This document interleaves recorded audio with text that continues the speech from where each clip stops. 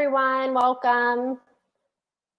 Just bear with me a second. I'm going to bring up the team from CCB. I think, let's see, we're just waiting for them to join. So please feel free to continue to send in your questions. There's a chat on the right over here where you can send your questions. You can also request to join us live on video and ask your questions to Jane, Rebecca, and Camille Way. Oh, here we go. Here's me. Hi guys. How's everyone doing? Good. I think we're still just waiting for Rebecca and Camille Way to join. I think there's a little bit of an echo. Oh really? From my side? Yeah, I think so. Do you have headphones? Yep, I'll try. Okay, perfect.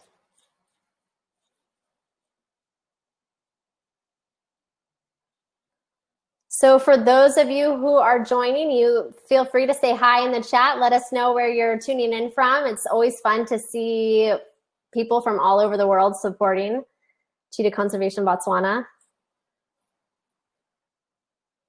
And we'll just work on getting a few of these technical issues sorted out and getting. Oh, we can hear you. Perfect. Oh yay! Thank goodness for that. Actually, shout out to Carrie who asked the last question because she donated these to me. So. Oh, amazing. Okay, let's see. I'm hoping that Rebecca and Camille Way are doing all right and are able to join soon. But in the meantime, we can go ahead and ask some questions to Jane.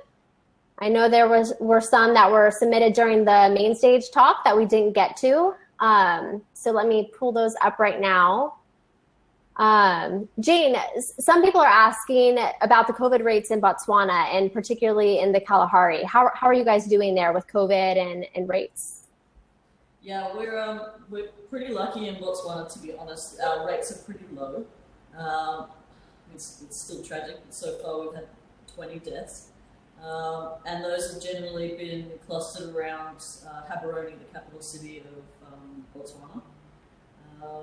So, yeah, the Kalahari itself, where we work, thankfully we're blessed with having a really low population density of humans. So the infection rates thankfully haven't moved up there yet. The government's been quite strict on restricting people's movements. We still need permits to travel across the districts in Botswana, so you can't go from Gaborone without a permit. And the contact tracing is pretty hectic. Every time you basically walk into any public shop or anything, you have to sign a registration. The government's doing actually really quite a good job of keeping track of everyone, of sort of being careful. You know, our medical system's not the best, so I think they're just playing it safe, which is good. That's good. That's good to hear. Audrey also asks, once countries start to open up, are there any opportunities for people to volunteer with CCB? Yeah, we don't have an international volunteer program like we used to have because the government restrictions made it really hard. Every time we got a volunteer and they needed to go on a research permit, and which was quite difficult for us to do. But we actually take volunteers in other areas, so not research volunteers, but we can take volunteers for accounting and graphic design, things that you don't usually associate with cheetah conservation, but areas that we actually really need help and we need capacity building for our local staff. So if you are a carpenter or a gardener or something, you know, that you think can't contribute to conservation, please give us a call if you want to come and visit the Kalahari. We're hoping that the borders are going to be open soon. Our neighbours are all opening their borders up. I don't know if you've heard Lauren Marcus saying that Namibia's open, Zimbabwe's open, South Africa's open. So hopefully it's only a matter of time before Botswana opens up too. Yeah, I hope so too. I know we're all itching to travel and get to, you know, see family and friends and all of that. So it'd be great to have some visitors for you guys. I saw a great question. Sam Williams asked, if cats are in farmland, can they get up to speed that they need to hunt? So if you could kind of describe, because I think sometimes, I've never been to Botswana. Sometimes it's hard to imagine what it actually means and looks like when cheetahs are sharing land with communities and farmers. So if you could kind of describe that, and also, his question, can they get up to speed? Are they able to hunt in this farmland? That's a really great question, Sam. Thanks. It's actually, Botswana has beautiful open grasslands in, say, your central Kalahari and the Kalahari Transfrontier Park, where it's beautiful open landscapes with the umbrella acacias, and it's all very scenic and idyllic. But in the areas, we work solely outside of those protected areas in the farmlands, and where cattle has gone in and tends to overgraze these really arid grasslands. You get an encroachment of the naturally occurring thorn bush species. So generally it's like your blackthorn and stuff. It's quite a bushy, like it's no more than sort of 3 meters tall, really bushy, small little thorns on it. Those kind of tend to take over. So you get a much bushier habitat, which you would kind of assume is not really ideal for cheetahs, because they can't, in most of the areas, they can't really stretch out to their full potential in terms of speed. In 2014, we put a bunch of collars on cheetahs with the Royal Veterinary College of London, and the fastest they clocked a cheetah in Botswana was actually 96 kilometres an hour. So it's nowhere near sort of the famed 110, 120 kilometres an hour that you hear. And it could be for that reason. But it seems from our work that the cheetahs are still they've been able to adapt quite well to those bushy habitats. I mean, we see a really high density of cheetahs in the Huntsie farmlands where we're working. If you're sitting there in the bush, you might not be able to see more than sort of 15 to 20 meters. You can't see through the bush, that's how thick it is. And yet we're getting mums that are raising,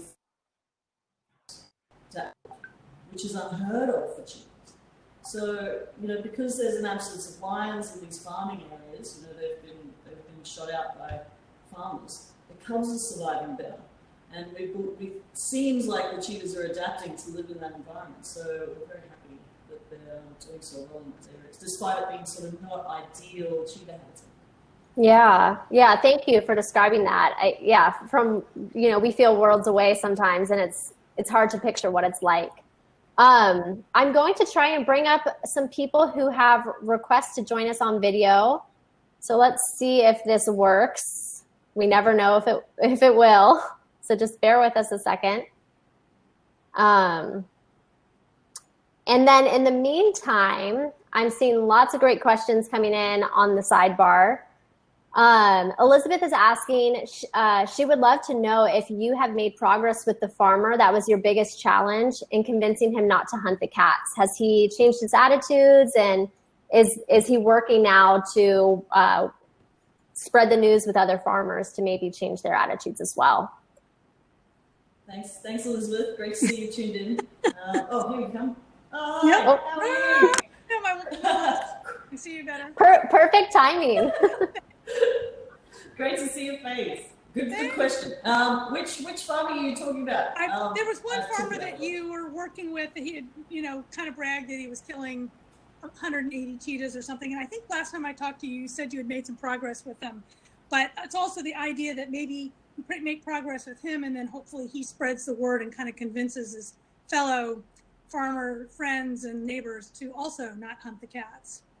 Yeah, well, it's actually, I'm glad you asked, because I was actually in Huntsie just this week, because we're partnering with the Texas A&M University there in the States, who have an innovation grant to create new technologies. They've got a bunch of students, some are engineering students, some are agricultural students, that are coming in for this project, and they want to design new technologies that will help farmers to mitigate that conflict that they have with carnivores on their farms.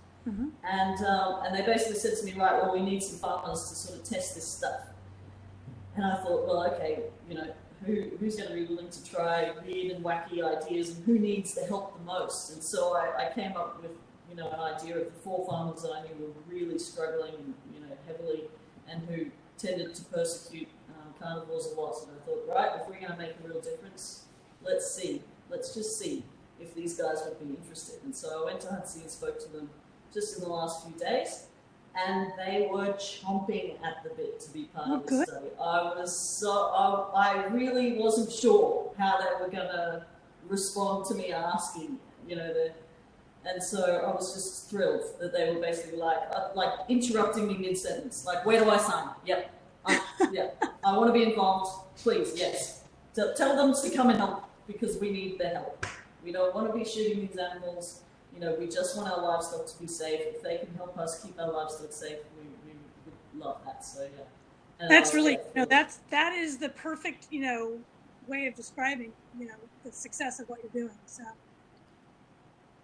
Thank you. Thanks, Elizabeth, for joining us. Thanks a lot. Bye. Bye. All right. It looks like Rebecca and Keneilwe are still having some issues joining, but we're happy that we have Jane here. So another question we got, I think COVID's on everyone's mind right now. Elizabeth is wondering how the lockdown affected your work in the field and how is it impacting the cheetahs? Yeah, well, we assume that it's probably not affecting the cheetahs too much. They avoid people as much as they can for obvious reasons. They get tormented by farmers quite a lot. So I think they're keeping safe and they're probably unaware of the changes. But for our work, yeah, we've had to adapt a lot. At this stage, our education team has probably been the one that's been most impacted because we're not able to do our educational bush camps, which is a huge flagship program of ours, and we can't even really go into the schools, the government schools, because they got so far behind with their curriculum because we had sort of a 6 to 8 week lockdown, but the schools were then closed for a long time after that as well. So they're so far behind their curriculum that they can't make time for us to go and chat to the kids as we would normally do. So we now have been engaging with some of the private schools instead. They managed to keep up their curriculum online. And so that's sort of one way that we've pivoted. We're also working on new education resources and stuff. And in terms of our farming teams, they've continued to support farmers that are having conflict. But in terms of like our farmers' workshops, we can't do those. So instead of workshops, so instead of bringing people to our like we would normally do, they're going out into the villages and sort of going to cattle post and sort of talking to small groups of farmers, which we're allowed to do. So we just, in Botswana, they say you just make a plan. Things don't go your way, and so we have a team that's really adaptable and able to make a plan when we need to. That's great. I think this year has taught us all how to be resilient and adaptable. So yeah, I agree completely.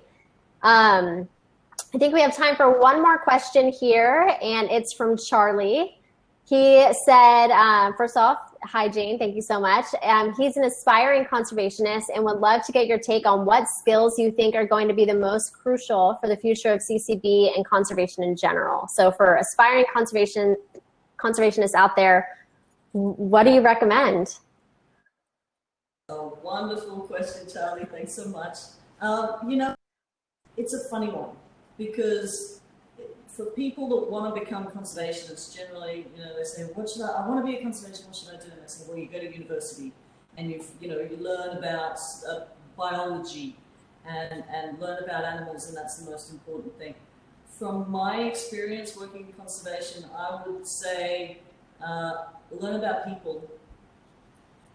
Because, and WCN's a great example of this, is that you want to save animals. Oh, is that Rebecca coming? Oh, if you want to save animals, you need to work with people. The biggest threat to most species around the world is human-wildlife conflict. So, dealing with people and helping people to coexist with wildlife is such an important thing. So, work on your people skills, learn, social sciences. That would be my biggest tip to you. Thanks, Charlie. Great. And Rebecca, we're so happy to have you. Me too. We're glad to get here. No problem. Better late than never. So we're about to wrap up, but I would love to get your input on that last question. Charlie was asking, what skills do you think are important for somebody who's an aspiring conservationist, or what advice would you give them? Oh my. Well, I didn't see Jane's answer, so I might reiterate it all. But yeah, I mean, obviously the passion for conservation will carry you through to where you want to go. That's the most important thing. Getting I'd say your wildlife degree or environmental degree, master's really, really helps, to get started. And then, I mean, doing a lot of volunteer work, trying to, as soon as you can, get involved in your local environmental groups, volunteering at your local humane society, your veterinary practices. And yeah, then looking, if you want to work internationally, getting some experience, international volunteer organizations that can place you at some amazing projects around the world. And, sometimes you have to pay for these now, but usually that money all goes into helping these incredible conservation projects. So yeah, sort of having the energy and the passion and getting as much experience as you can. Great.